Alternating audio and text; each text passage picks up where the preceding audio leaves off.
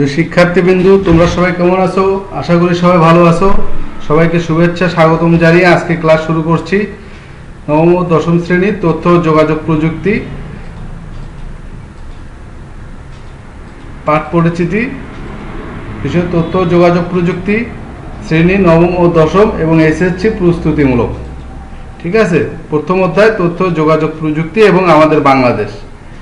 প্রথম অধ্যায়ের আজকে বহু নির্বাচনী প্রশ্ন নিয়ে আমি আলোচনা করব। গুরুত্বপূর্ণ বহু নির্বাচনী প্রশ্নগুলো দেখানো হবে তোমাদেরকে, তোমরা অবশ্যই মনোযোগ সহকারে দেখে নিবা। ঠিক আছে, এভাবে আমি স্টেপ বাই স্টেপ অধ্যায় ভিত্তিক তোমাদেরকে বহু নির্বাচনী প্রশ্ন আমার চ্যানেলে দিয়ে দেবো। যাদের প্রয়োজন তারা অবশ্যই এখান থেকে নিয়ে নিবা। আর অবশ্যই আমার চ্যানেলটি সাবস্ক্রাইব করবা, তোমার বন্ধু ফ্রেন্ড সবাইকে বলবা চ্যানেলটি সাবস্ক্রাইব করার জন্য। এছাড়া তথ্য যোগাযোগ প্রযুক্তির যে ব্যবহারিক অংশগুলো আছে তোমাদের পাঠ্য বইয়ে, সেগুলো আমি এই চ্যানেলে দিয়ে দেওয়ার ব্যবস্থা করব। ঠিক আছে, আমার এই চ্যানেলে তোমরা ইন্টারমিডিয়েটের তথ্য যোগাযোগ প্রযুক্তি পেয়ে যাবে। আচ্ছা, তাহলে আমি শুরু করি। দেখো, প্রথম, গ্লোবালাইজেশন এবং ইন্টারন্যাশনালাইজেশন বিষয় দুটি ত্বরান্বিত হওয়ার পেছনে কারণ কোনটি? বলো তো, এখানে অপশন দেওয়া আছে, এখান থেকে তোমরা একটু নিজেরা বলার চেষ্টা করো বা দেখে নাও। কি হবে? তথ্য ও যোগাযোগ প্রযুক্তি। হ্যাঁ, থ্যাংক ইউ। এবার দেখো 2 নম্বর প্রশ্ন, আধুনিক কম্পিউটারের জনক কে? এটা একটা সহজ প্রশ্ন। আধুনিক কম্পিউটারের জনক চার্লস বেবেজ। এবারে দেখো 21 শতকের পৃথিবীর অর্থনীতি কি ধরনের? 21 শতকের পৃথিবীর অর্থনীতি জ্ঞান ভিত্তিক অর্থনীতি। ওকে। লন্ডন বিজ্ঞান জাদুঘর যান্ত্রিকভাবে গণনা করতে সক্ষম ইঞ্জিন কত সালে তৈরি করে? 1991 সালে। হ্যাঁ। রেফারেন্স ইঞ্জিন ও অ্যানালিটিক্যাল ইঞ্জিন কে তৈরি করেন? Charles Babbage. চার্লস বেবেজ কত সালে জন্মগ্রহণ করেন? 1791 সালে। তোমরা আর একবার এক নজর দেখে নাও। পরবর্তী স্লাইডে আমি চলে যাচ্ছি। প্রোগ্রামিং ধারণার প্রবর্তক কে? Ada Lovelace. বিজ্ঞানী জেমস ক্লার্ক ম্যাক্সওয়েল কত সালে জন্মগ্রহণ করেন? 1831 সালে। কত সালে জগদীশ চন্দ্র বসু অতি ক্ষুদ্র তরঙ্গ ব্যবহার করে এক স্থান থেকে অন্য স্থানে তথ্য প্রেরণে সফল হন? 1895 সালে। তোমরা এমসিকিউ গুলো আর একবার দেখে নাও। বিজ্ঞানী জগদীশ চন্দ্র বসু কত সালে জন্মগ্রহণ করেন? 1858 সালে। 1858 সালে। কত সালে অ্যাপল কম্পিউটার নামে একটি প্রতিষ্ঠান চালু হয়? কত সালে অ্যাপল কম্পিউটার নামে একটি প্রতিষ্ঠান চালু হয়? 1976 সালে। প্রথম মাইক্রোপ্রসেসর তৈরি করেন কোন প্রতিষ্ঠান? ইন্টেল। প্রথম মাইক্রোপ্রসেসর তৈরি করেন ইন্টেল। এমএস ডস কোন কোম্পানির সফটওয়্যার? মাইক্রোসফট কর্পোরেশনের এমএস ডস।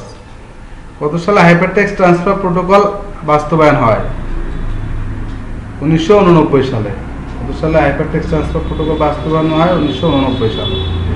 এটা কোন ধরনের প্রোগ্রামিং এর ধারণা প্রকাশ করেছিলেন? অ্যালগরিদম। কে তড়িৎ চুম্বকীয় বলের ধারণা প্রকাশ করে? James Clerk Maxwell.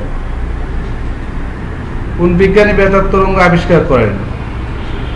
James Clerk Maxwell. বিনা তারে এক স্থান থেকে অন্য স্থানে বার্তা প্রেরণে সফল হন কোন বিজ্ঞানী? জগদীশ চন্দ্র বসু। তোমরা আর একবার একটু দেখে নাও সবাই। মাইক্রোপ্রসেসর কত সালে আবিষ্কৃত হয়? 1971 সালে। ইন্টারনেট প্রোটোকল ব্যবহার করে কোনটির জন্ম হয়? আরপানেট। ইমেইল সিস্টেম কে প্রথম চালু করেন? Raymond Tomlinson. তোমরা আর একবার একটু দেখে নাও মনোযোগ সহকারে। ওয়ার্ল্ড ওয়াইড ওয়েবের জনক কে? Tim Berners-Lee. মেইনফ্রেম কম্পিউটার তৈরি করেন কোন কোম্পানি? আইবিএম। মেইনফ্রেম কম্পিউটার তৈরি করেন কোন কোম্পানি? আইবিএম। কত সালে বিজ্ঞানীরা বুঝতে পারেন একটা অ্যালগরিদম প্রোগ্রামিং এর ধারণা প্রকাশ করেছিলেন? 1953 সালে। প্রিয় শিক্ষার্থীবৃন্দ, তোমরা আর একবার একটু দেখে নাও স্লাইডটা, এরপরে আমি পরবর্তী স্লাইডে চলে যাব। ওকে ফাইন, আমি এখন পরবর্তী স্লাইডে যাই। গুগলিয়ানো মার্কনি কোন দেশের বিজ্ঞানী? ইতালি। বিল গেটস প্রতিষ্ঠিত প্রতিষ্ঠানের নাম কি? মাইক্রোসফট। অ্যাপল কম্পিউটার নামে প্রতিষ্ঠান চালু হয় কবে? 1976 সালের 1 এপ্রিল। 1976 সালের 1 এপ্রিল। শিক্ষার্থীবৃন্দ, আবার তোমরা দেখে নাও স্লাইডটি, এরপরে আমি পরবর্তী স্লাইডে চলে যাচ্ছি। ফাইন। HTTP কি? Hypertext transfer protocol. E learning শব্দটি পূর্ণরূপ কি? Electronic learning. নিচে কোনটি দেশে প্রথম দিককার ই সেবা? ই-পুরজি।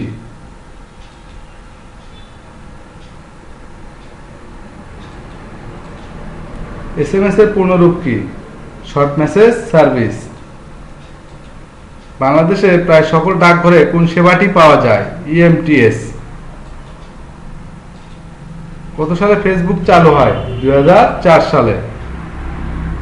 ওকে, তোমরা আর একবার একটু দেখে নাও স্লাইডটি। EMTS এর পূর্ণ নাম কি? Electronics money transfer system.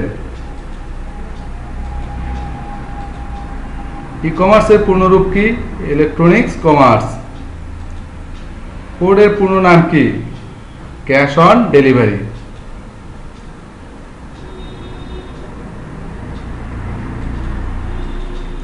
কর্মক্ষেত্রে আইসিটি কত ধরনের প্রভাব লক্ষ্য করা যায়?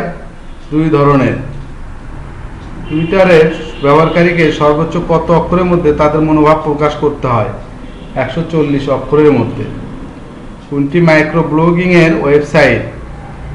www.twitter.com। বর্তমান সরকার কত সালের মধ্যে ডিজিটাল বাংলাদেশ গড়ে তোলার পরিকল্পনা করেছেন? নতুন পৃথিবীর অলিখিত নিয়ম কোনটি? আন্তর্জাতিকতা। নিচে কোনটি আইসিটিকে হাতের মুঠোয় নিয়ে এসেছে? তথ্য যোগাযোগ প্রযুক্তিতে পারদর্শিতা।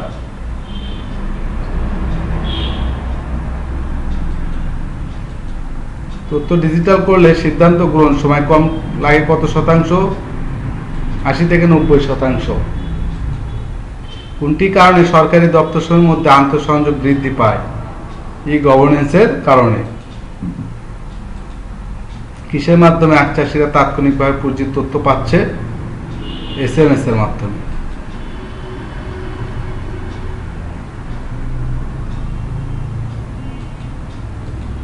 নিচে কোনটি আখ চাষিদের জন্য ই সেবা? ই-পুরজি। মোবাইল বা কার্ড ছাড়াও ই-কমার্স আরও একটি বিশাল পরিশোধ পদ্ধতিকে কি বলা হয়? Cash on delivery. টুইটার সদস্যকে যারা অনুসরণ করে তাদেরকে কি বলা হয়? অনুসারী। বঙ্গবন্ধু স্যাটেলাইট 1 কত তারিখে মহাকাশে প্রেরণ করা হয়? 12 মে 2018 সালে। বঙ্গবন্ধু স্যাটেলাইট 1 কোন মহাকাশ কেন্দ্র থেকে মহাকাশে প্রেরণ করা হয়? যুক্তরাষ্ট্রের কেনেডি মহাকাশ কেন্দ্র থেকে। স্যাটেলাইট প্রেরণকারী রাষ্ট্রের তালিকায় বাংলাদেশের অবস্থান কত? 57তম।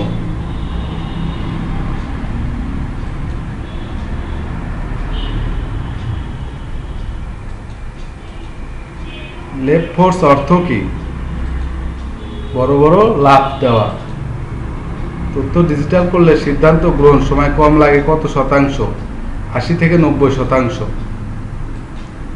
কত সালে মাইক্রোপ্রসেসর আবিষ্কার হয়? 1971 সালে।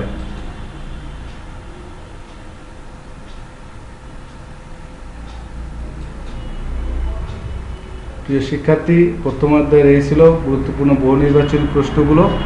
তো তোমরা যদি পরবর্তী দ্বিতীয় অধ্যায়ের বহু নির্বাচনী গুরুত্বপূর্ণ প্রশ্নগুলো পেতে চাও তাহলে অবশ্যই আমার চ্যানেলটি সাবস্ক্রাইব করবা। আমার চ্যানেলের নাম আইসিটি টিউটোরিয়াল MR।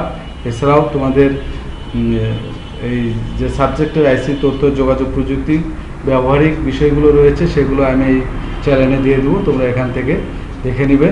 এছাড়াও তোমরা যখন ইন্টারমিডিয়েটে পড়াশোনা করবে, ইন্টারমিডিয়েটের অনেক আইসিটি বিষয়ে আমার চ্যাপ্টার ভিত্তিক ভিডিওগুলো, কন্টেন্টগুলো এখানে করে দেওয়া আছে, তোমরা এখান থেকে উপকৃত হবে ইনশাল্লাহ। তো আজকের মতো এখানেই শেষ। সবাই ভালো থাকো, সুস্থ থাকো, সবার জন্য শুভকামনা করে আজকের মতো বিদায় নিচ্ছি। আল্লাহ হাফেজ।